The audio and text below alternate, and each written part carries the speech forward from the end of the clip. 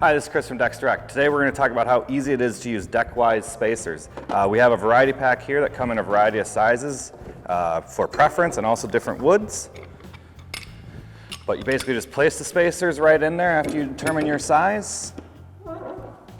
Lock that wood bow jack into place just like that, and then attach with any fastener that you need.